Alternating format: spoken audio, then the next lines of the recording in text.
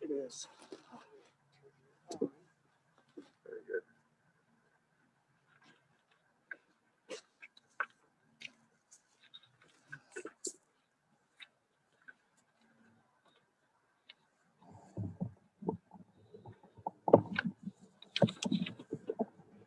Okay.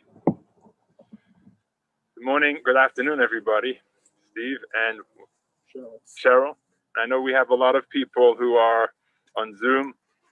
So good evening, good afternoon to Marion's sister and brother-in-law Susan and Stuart, and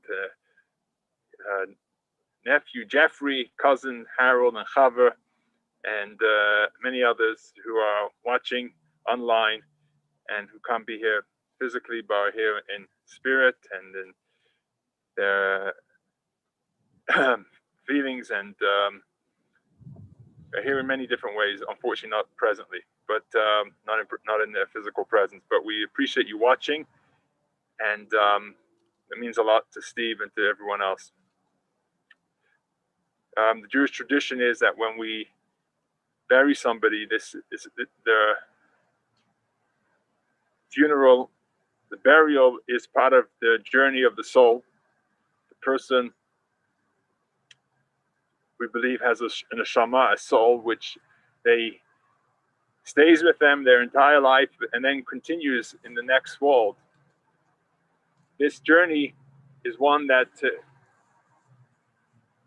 from this world to the next world is somewhat traumatic, both physically and, of course, spiritually for the soul. And by following in the Jewish tradition of burial, we ease that journey for the soul and thereby for the family members as well. We do so by speaking positively about the person who passed and also saying prayers, in this case Psalms, which we call the language of the soul. We're going to say a few Psalms and then we're going to say a few words. I'm not sure where you guys are watching, but here in Denver, Colorado, it's freezing. It is very cold. So hopefully everyone else is warm. But we're going to try to, Steve is here and Cheryl, we're going to make sure that we don't have to that's not frozen by the end of the service. So let's say a psalm. We'll do it in Hebrew first.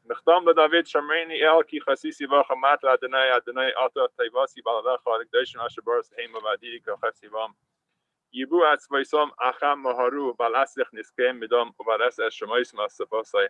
Adonai manois choki v'choisi ata taimach gadoli chavalim nafli bad imen av nachla shafer olai avarech es Adonai ashiasani af leila yisruni chaliasai.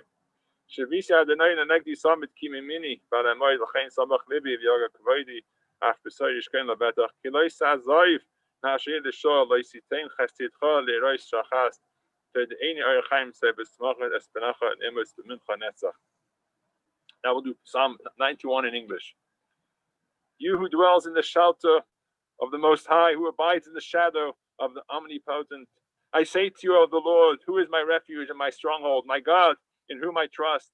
He will save me from the ensnaring trap, from the destructive pestilence. He will cover you with your pinions, and you will find refuge under his wings. His truth is a shield and an armor.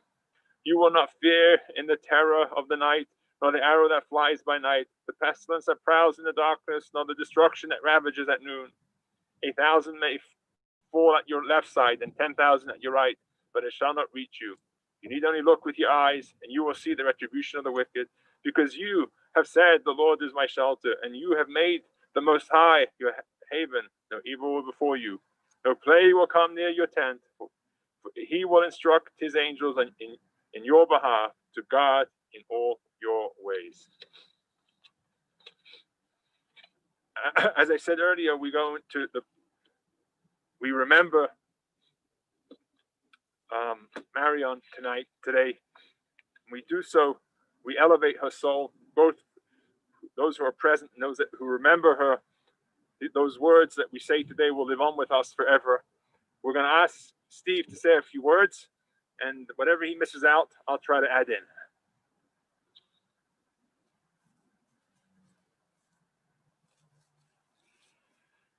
Given the direction the wind is blowing, I don't think it's a problem for me to remove my mask so I can speak more clearly. I first met Marion at Ward Carter Dance Studio a little over 25 years ago. We were in the same class taking samba lessons together. Marion loved to dance. She loved all sorts of physical activity. She liked hiking. She liked skiing. She got me into cross-country skiing, and we took all sorts of dance classes together. This New Year's would have marked 25 years together as a couple. I'm sorry I won't be able to dance with her anymore. For years, I refused to learn how to do the West Coast swing because Marion hated to get off the dance floor, and I wanted at least one dance where I had a valid excuse for not dancing with her. And she would go find someone else to dance with her then. We hiked until my knees got too bad that I couldn't hike with her. We did cross-country skiing until she was diagnosed with her degenerative brain condition. We had a lot of fun together. We had good meals. We traveled around the world. We went to the Galapagos, which was the highlight of a lifetime for the both of us. We went to England and Scotland, and I was born in England, so it was nice to get back there. We traveled to South America. We traveled to Europe a couple of times. She went on her own to China. She went on her own to the Amazon, but that was before I started really traveling with her. And I can only remember one argument we had in the course of 25 years. And we got over that one, and we just had a very comfortable relationship. We got along together well, and I'm going to miss her so much.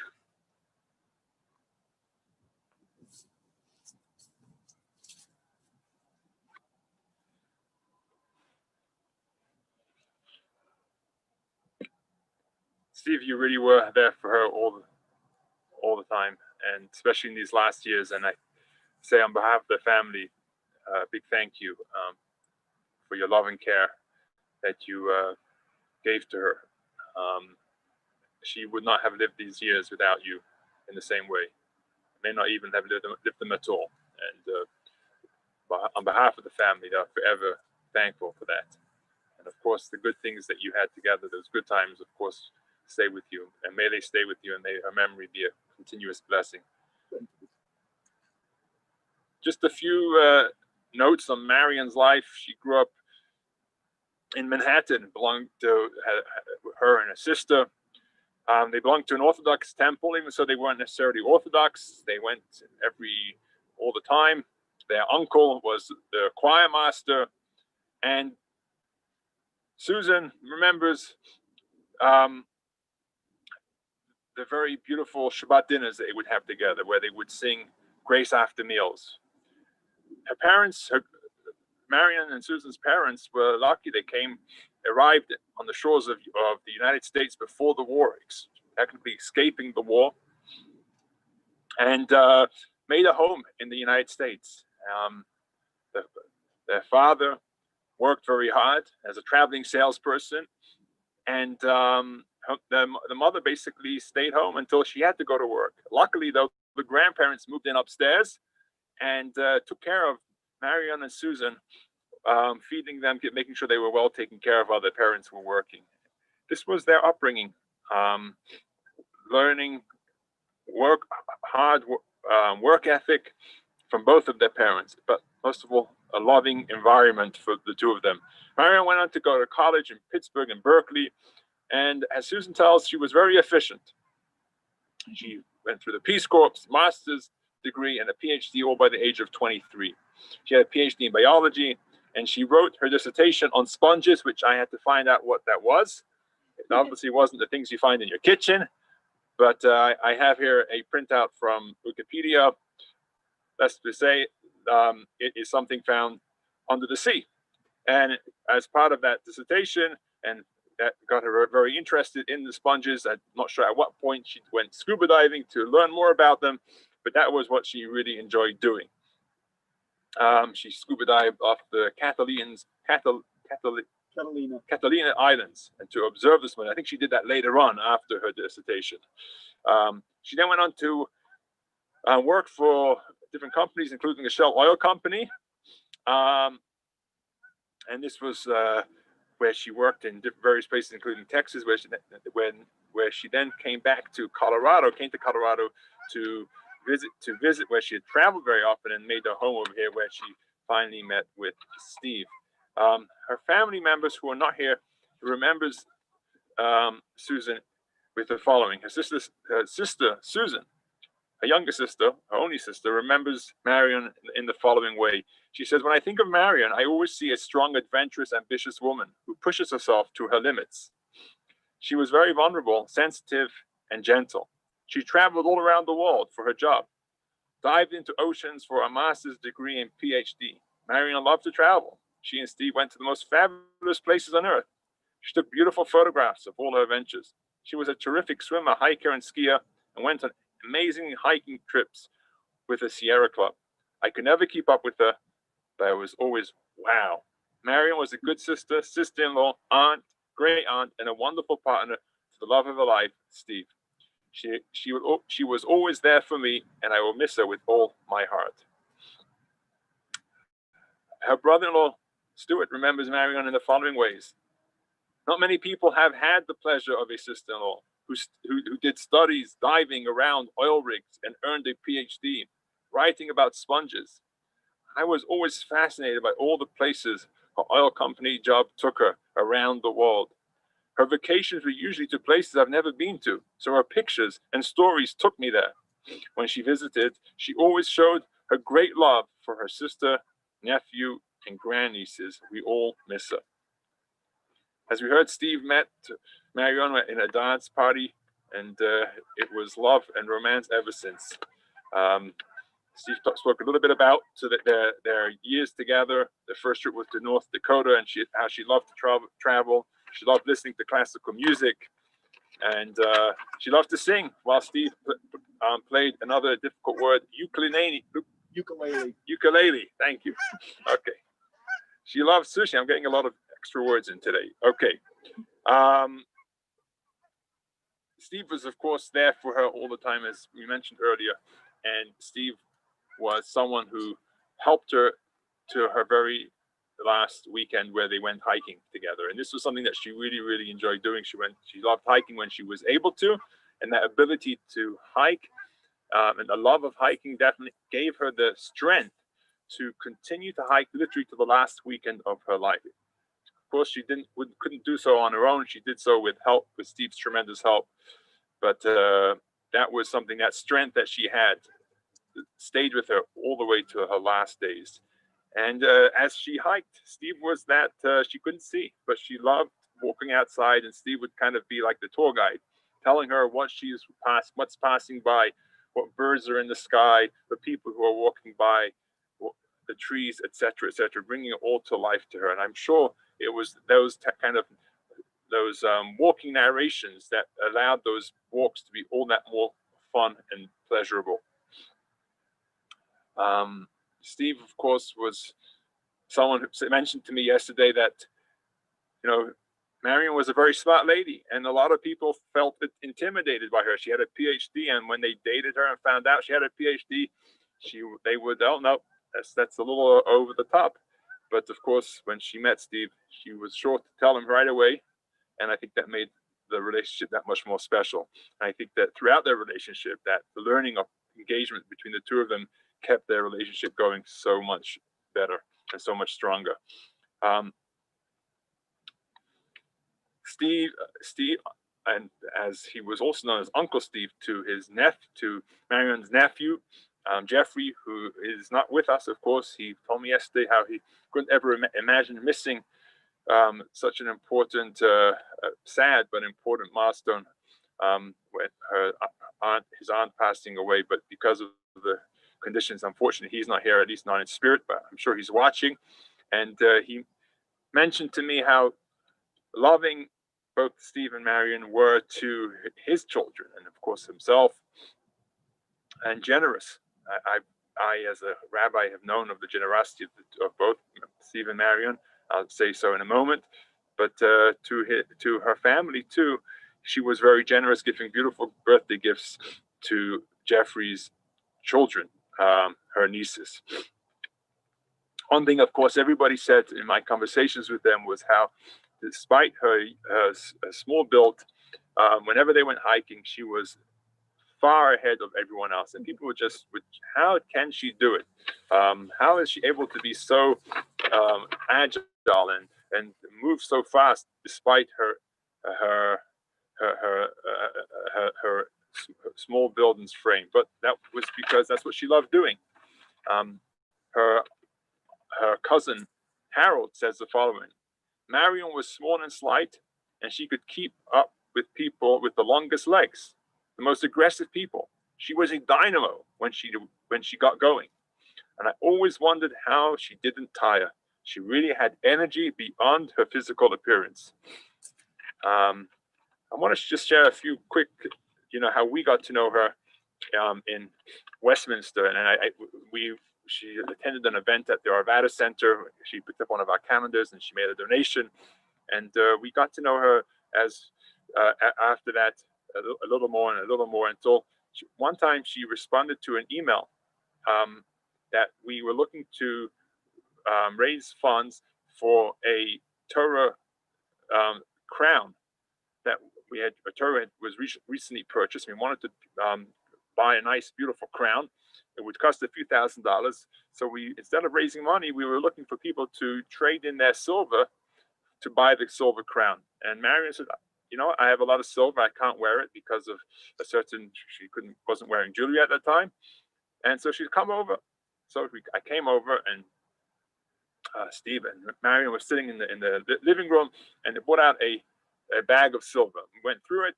Some of it was silver, some small gems. And then Marion says, is it just silver that you want? How about some gold? I have some gold upstairs some gold jewelry that might work. I said, you know what? Jewelry is jewelry. And she went upstairs. Actually, Steve went upstairs and got her gold jewelry, because I'd written in the email just silver. And the few pieces of gold jewelry, actually, the bracelets, I think it was, some necklaces, was paid for almost, I think it was more than the crown, just about the crown, which was about $3,000. And till today, the crown sits on top of the beautiful Torah, and it has engraved the name of Marion, a grandparents, right? And it was a beautiful, beautiful, it's so special. It was actually a Torah that we dedicated in memory of the Holocaust victims. And it was really befitting that such a Torah had a crown, and she made that possible. And that was the type of generosity that she had. And it's something that will be forever remembered because it sits on top of that Torah, that beautiful crown. I just want to end by saying that I think that in last week's Torah portion, we talked about how Jacob, when he traveled out of the land of Israel and onto to the land of Haran, running away from his brother Esau, he lay down and he put rocks around his head. And the commentaries ask, why was he putting rocks around his head? Clearly, he was scared for wild animals he needed that protection. But clearly, while his head might be less vulnerable, his rest of his body was vulnerable, and seemingly that the rocks didn't do much. And so there are many different answers that are given, but perhaps we could say that the rocks he put around his head weren't necessarily for the animals or for wild beasts that might come in the middle of the night to try to hurt him, but actually it was kind of a symbolic protection he was trying to build for himself to be mentally ready for the challenges that lay ahead of him. He was going to his uncle Laban's house, who was a known trickster and fraudster, and he was away from his family. He was running away. He was afraid, and these rocks kind of symbolized his mental protection that he was taking upon himself in order to, while he went on this very difficult journey.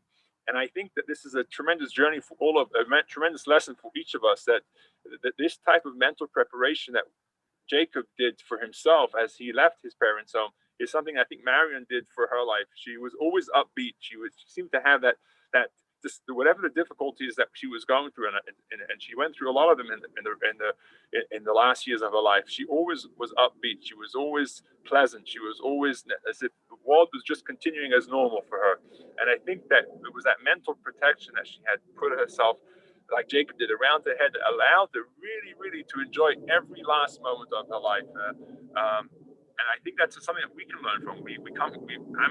I'm here today. Everyone watching here is to learn from Marion, but I think we all try to learn from every person who unfortunately passes from their good attributes. And I think that's one thing that we can learn, is how to make sure to enjoy every last moment, every minute of our life, despite the tremendous challenges. And when we go through challenges, as we surely will, let's think of Marion. Think of how she really lived every moment despite her difficulties. And when we do, we'll elevate her soul because of the life that we live in her memory, and we'll live a better life as a result of it. We're going to ask that there is a custom for the family members. In this case, it would be just the sister to tear a garment at this time and say the words Baruch Dayan Ha'emet, which is blessed be the true judge. Despite the difficulties of someone, a loved one passing away, we still recognize that the Almighty God has His ways and about things that happen in this world, good and bad, and things that we don't understand. And we trust that God's judgment is indeed a just judgment. When we do so, we rip a garment, showing our tremendous grief on the passing of Marion. I want to just conclude with the Kel Mali Rachmim. It's a special prayer, a memorial prayer that is said at a funeral for a person who passes. I'll say in Hebrew, followed by in English translation, and then we will go ahead with the burial of Marion.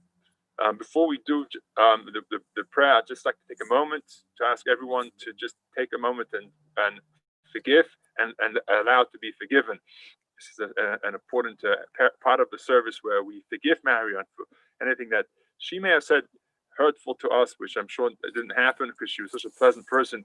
But we also ask her for her forgiveness for anything that we may have done to her, that before she goes, she can give her forgiveness to us, and thereby allowing her to complete her journey into the next world peacefully. So we'll just take a moment to include those thoughts at this time.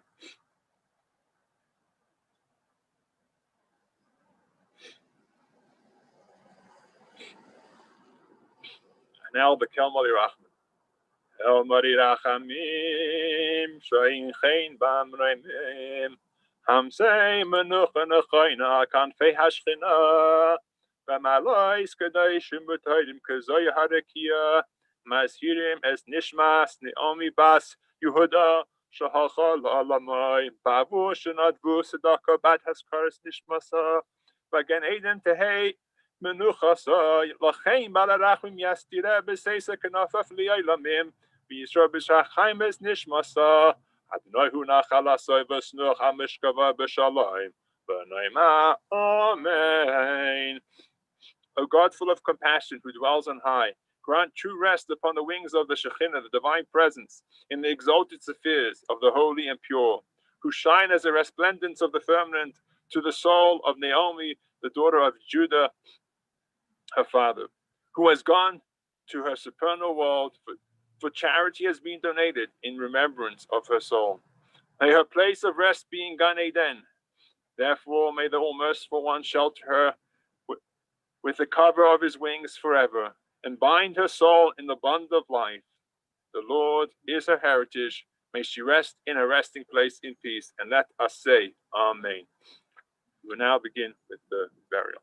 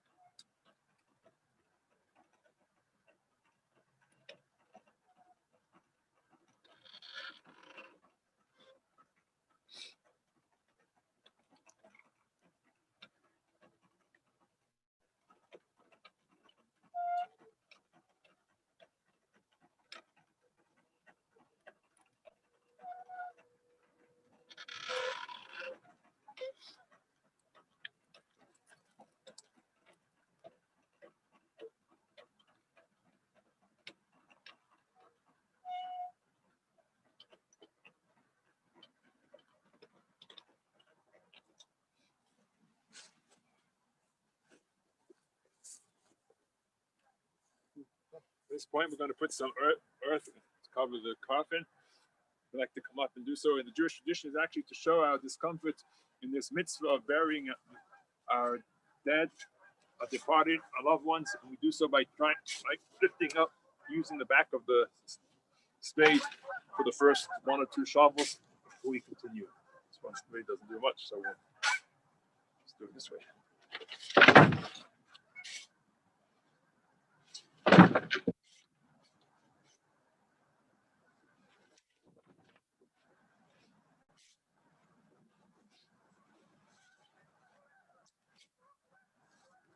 There you go.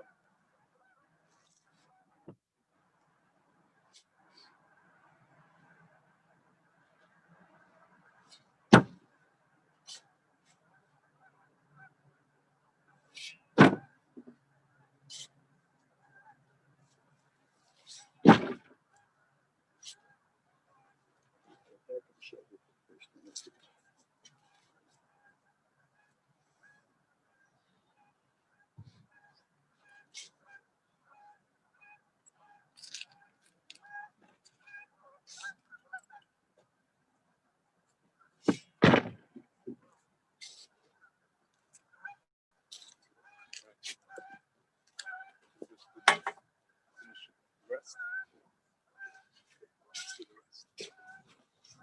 Oops.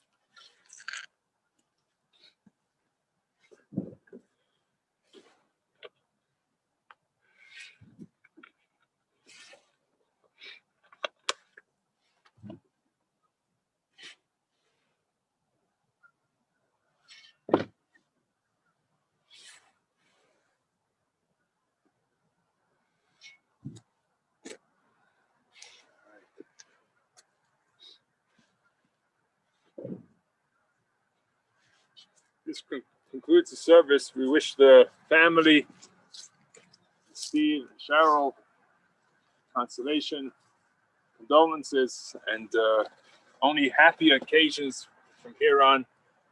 May the neshama of Naomi Bas Yehuda have an aliyah, have an ascent, and only good memories. And may her memory be a blessing. Hashem lakach, Hashem lasan, Hashem lakach. God gave us, God took us. He Shem Adonai Mevarach mi'ata v'yadalam. May His name be blessed forever and ever. Thank you for joining us both in person and on Zoom or YouTube, and we should meet the happy occasions.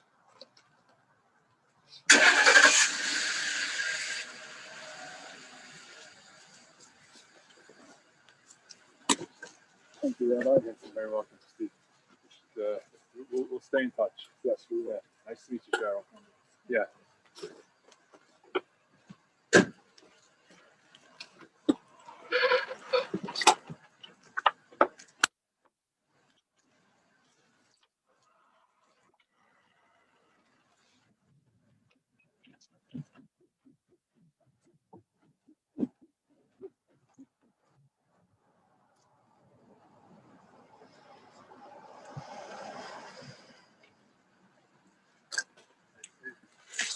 Thank you, Rabbi.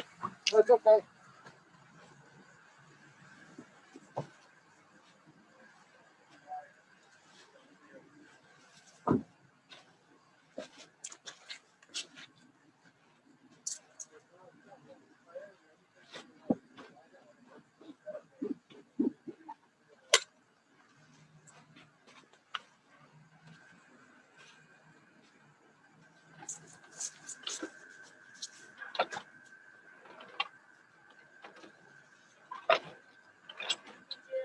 Thank you, Tammy.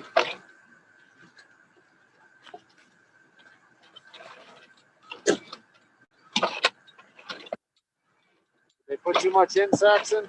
Nope. Good. Nope. All good. Most of it landed right on top of the casket. So Thank goodness.